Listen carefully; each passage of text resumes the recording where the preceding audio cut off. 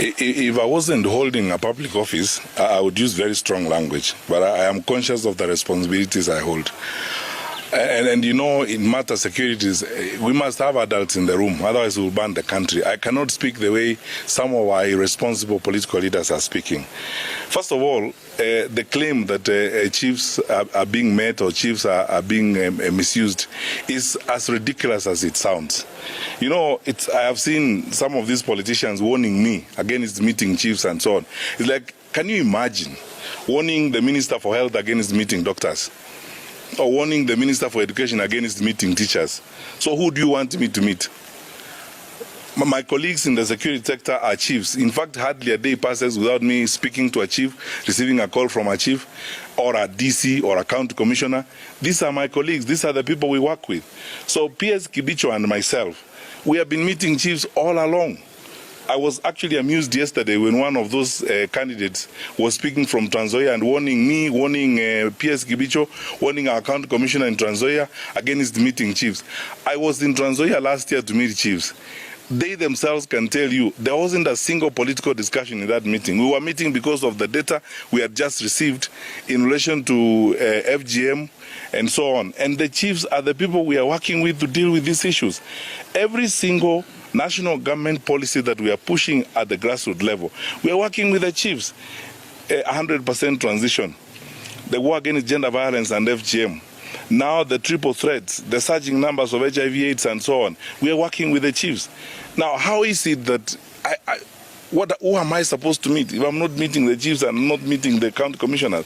So I don't want to speak in a stronger way than that and use stronger language than that, but it's frustrating and unfortunate that those who are saying those things are actually supposed to be leaders. But I have asked my colleagues, all chiefs across the country, all my colleagues in Ingao, national government administration at all levels, assistant chief to county commissioner to regional commissioner, ignore these people. We are not politicians. This country has been held together by the national government administration. In times like this, it is these security people who hold our country together. And they work so hard. Many of them hardly sleep. They work so hard to make sure that we are peaceful, to make sure that our country is stable, and we are moving forward to do what we have to do. Some of those claims are outrageous and ridiculous. None of us is doing any of those things. We are meeting chiefs because they are our colleagues. That is the work we do. They are the people we work with. I call chiefs. I will call them, and they will continue to call me, and we will continue to meet them until we leave the offices we are holding. When we leave these offices, then, you know, and those who come after us, surely, I don't see how they'll work without meeting with the chiefs. So it's foolhardy for anybody to say, oh, we are meeting chiefs because we meet chiefs all the time. That's the job we do. That's who we are supposed to work with. My sister, when I drove in this morning, we arrived here very early in the morning in Molo, around 7 o'clock. By that time, just imagine, it was around 7 o'clock in the morning, 2/3 of the shops in Molo town were open. Children were going to school. People are going about their activities. My faith is in the people of Kenya. As a leader, our people come of age. Our democracy is mature. People can tell nonsense from, you know, all those kinds of things. And the claims that are being made around. Even the claim that you had yesterday that the leaflets were authored by people from the office of the president. Now, we have 8 suspects in police custody, and none of them is an employee of the office of the president. You know, some of our leaders look like they're inoculated against the truth, that they can never speak anything truthful. And then they keep imagining and saying things that they think make sense, when in actual fact, they can convince even a fool. The people of Kenya know what the truth is about these things. Let's just keep walking. That's why you have noticed that actually for this year, when you compare this election and 2017, I was even counting the other day, I have done less than half the press conferences I did in 2017 as acting Minister for Interior at that time.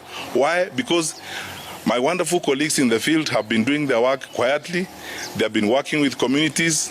with the Nyumba Kumi. Each one of these county commissioners you see here has created a multi-agency election preparedness committee in their counties. And this is what we worked on at the beginning.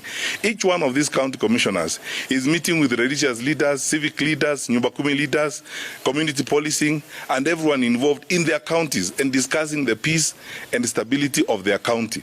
Each one of these county commissioners has pulled in their deputy county commissioners from the sub-counties who have replicated the same committees at the sub-county level. And all this work is going on. Kenyans are having conversations amongst themselves on their country, and they are focused on what they would like to see in their country. This garbage that's being spewed by politicians is just not going to affect our people. I am convinced, beyond any shadow of doubt. I have intelligence officers here who will tell you Kenyans are determined to be peaceful. They love their country. They want a peaceful country. And you will see, I don't think there's going to be any problem. By now, we'll have gotten information if there was going to be any challenge. Even though it took us hours to get a hold of those people, the suspects that we now have, we are not going to pass judgment on them. As a law-abiding government, we are going to take them to a court of law. That's what we are supposed to do. And then a decision will be made at that level, and we'll continue. We've done the best we can. Some of us hardly sleep because we are engaged constantly in conversations with fellow Kenyans on this. I'm confident because I have faith in the citizens of this country. We are going to have a peaceful election.